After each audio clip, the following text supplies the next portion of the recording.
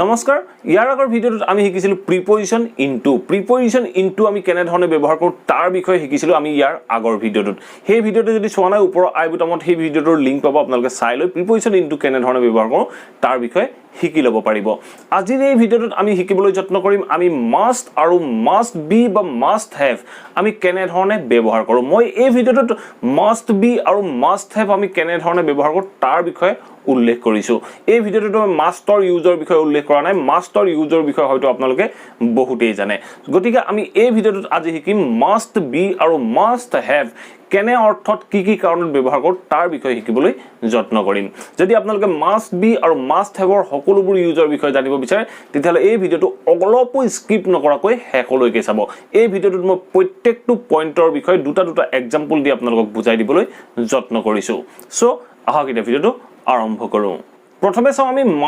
must B আমি কি অৰ্থত ব্যৱহাৰ কৰো যেতিয়া আমি বাক্যটোৰ দ্বাৰা কোনো এটা পাক্কা সম্ভাৱনাৰ কথা কওঁ যেতিয়া আমি কোনো এটা পাক্কা সম্ভাৱনাৰ কথা কম তেনে ক্ষেত্ৰত আমি মাষ্ট বি ব্যৱহাৰ কৰো মাষ্ট বিৰ দুটা এক্সাম্পল আছে আপোনালোকে এক্সাম্পল দুটা চালে ভালদৰে বুজি পাব সো ফাৰ্স্ট এক্সাম্পলটো চাওক ফাৰ্স্ট এক্সাম্পলটো কি কৈছে she must be a honest girl she must be a honest girl মই ইয়াত এ লিখিলো এটো হ'ব লাগিছিল N she must be an honest girl তাই এগৰাকী সৎ ছোৱালী পাক্কা হ'বই লাগিব আমি কলো যে she must be an honest girl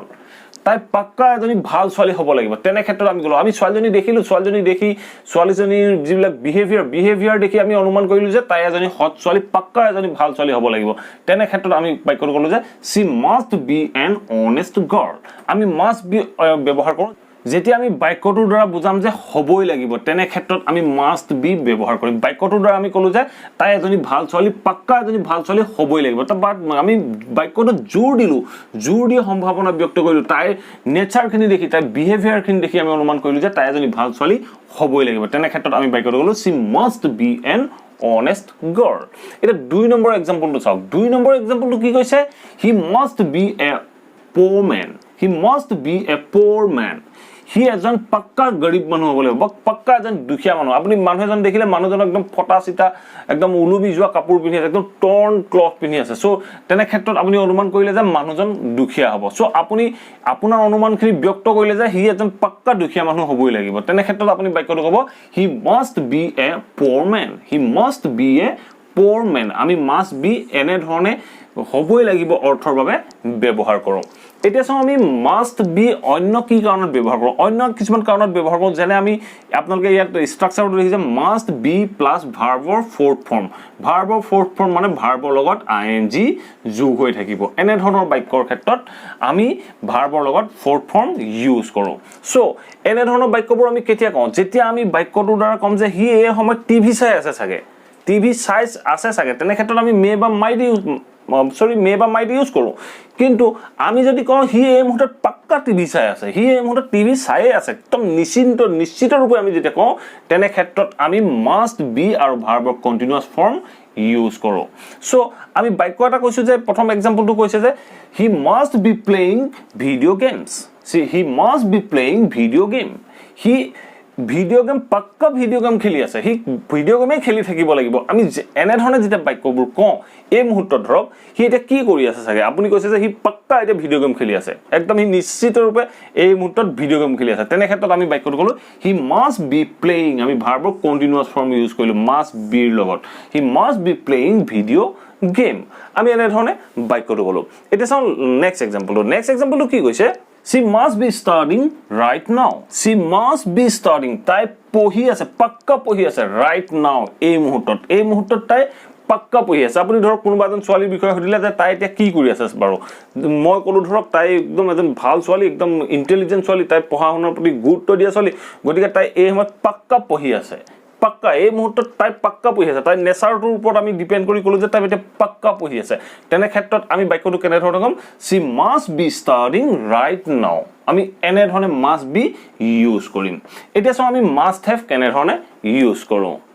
এতিয়া চাও আমি মাস্ট হ্যাভ কি কি কাৰণত ব্যৱহাৰ কৰো মাস্ট হ্যাভ আমি প্ৰথম কাৰণত ব্যৱহাৰ কৰো যেতিয়া আমি পাষ্টৰ কোনো এটা এজাম্পচনৰ কথা ক'বলৈ যাওঁ আমি পাষ্টৰ কোনো এটা অনুমানৰ কথা ক'বলৈ যাওঁ যেনে আপুনি ধৰক ৰাতিপুৱা শুই উঠি দেখিলে যে চোতালত পানী হৈ আছে চোতালত যেতিয়া পানী হৈ থাকে তেনে ক্ষেত্ৰত আপুনি কি অনুমান কৰিব আপুনি অনুমান কৰিব যে যোৱা ৰাতি বৰষুণ দিছিলে পাক্কা যোৱা ৰাতি বৰষুণ দিব লাগিব তেনে ক্ষেত্ৰতহে চোতালত পানী থাকিব সো তেনে ক্ষেত্ৰত আমি সেই বাক্যটোত মাস্ট হ্যাভ ইউজ কৰিব লাগিব আপুনি সেই বাক্যটো যেতিয়া মাস্ট হ্যাভ ইউজ কৰিব তাৰ পিছত আপুনি ভাৰ্বৰ থাৰ্ড ফৰ্ম ইউজ কৰিব লাগিব সো আপুনি ক'ব লাগিব যে it must have rained yesterday it must have rained last night এনে ধৰণে আমি বাক্যটো ক'ব লাগিব সো ইয়াৰো দুটা এক্সাম্পল আছে এক্সাম্পল কেটা চাই লওক সো ফাৰ্স্ট এক্সাম্পলটো কি কৈছে ফাৰ্স্ট এক্সাম্পলটো কৈছে যে he must have purchased a car he must have purchased a car এই বাক্যটো হি মাস্ট হ্যাভ পাৰচেজড হি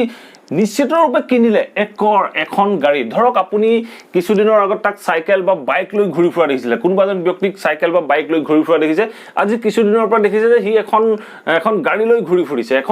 ঘূৰি ফুৰিছে সো তেনে ক্ষেত্ৰত আপুনি কি ক'ব আপুনি ক'ব যে হি নিশ্চিত এখন গাড়ী কিনিলে নিশ্চিত পাক্কা এখন হি গাড়ী কিনিলে তেনে ক্ষেত্ৰত আপুনি বাক্যটো পাষ্ট টেন্সত ক'ব লাগিব পাষ্ট টেন্সত ক'বলৈ যাওঁতে আপুনি বাক্যটো কেনে ধৰণে ক'লে হি মাস্ট হ্যাভ হি পাক্কা কৰিলে কি কৰিলে পাৰচেজড মানে কিনিলে হি পাক্কা কিনিলে এখন গাড়ী কিনিলে আমি এনে ধৰণে পাষ্টৰ এজাম্পচনৰ কথা ক'বলৈ যাওঁতে আমি মাস্ট হ্যাভ আৰু ভাৰ্বৰ থাৰ্ড ফৰ্ম ইউজ কৰিলো আপোনালোকে মনত ৰাখিব প্ৰথমতে মাস্ট হ্যাভ ইউজ কৰিব মাস্ট হ্যাভ ইউজ কৰাৰ পিছত আপোনালোকে ভাৰ্বৰ থাৰ্ড ফৰ্ম ইউজ কৰিব লাগিব তেনে ক্ষেত্ৰত আমি এই ধৰণৰ বাক্যবোৰ ক'ব পাৰো সো এটা চাও নেক্সট এক্সাম্পলটো কি কৈছে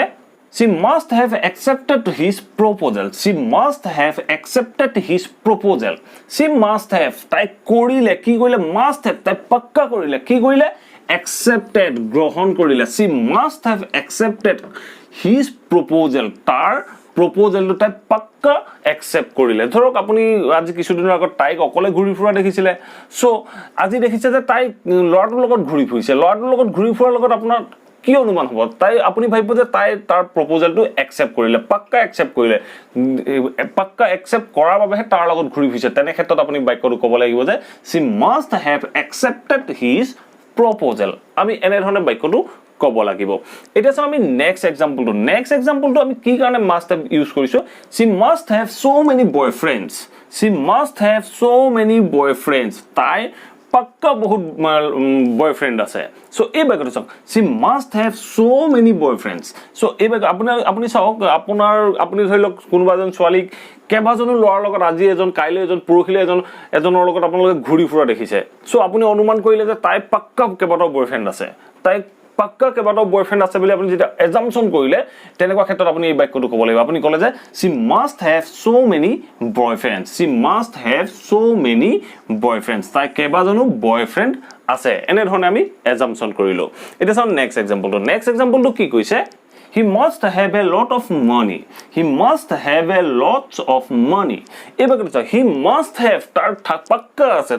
আছে আপুনি মানুহজন দেখিলে একদম লাক্সাৰি কাৰ লৈ একদম টিপ টপ শু পিনি একদম কোটাদি পিনি আহি আছে সো তেনে ক্ষেত্ৰত আপুনি অনুমান কৰিলে যে মানুহজনৰ আছে একদম পাক্কা বহুত পইচা থাকিব লাগিব তেনে ক্ষেত্ৰত আপুনি বাক্যটো ক'ব যে he must have a lot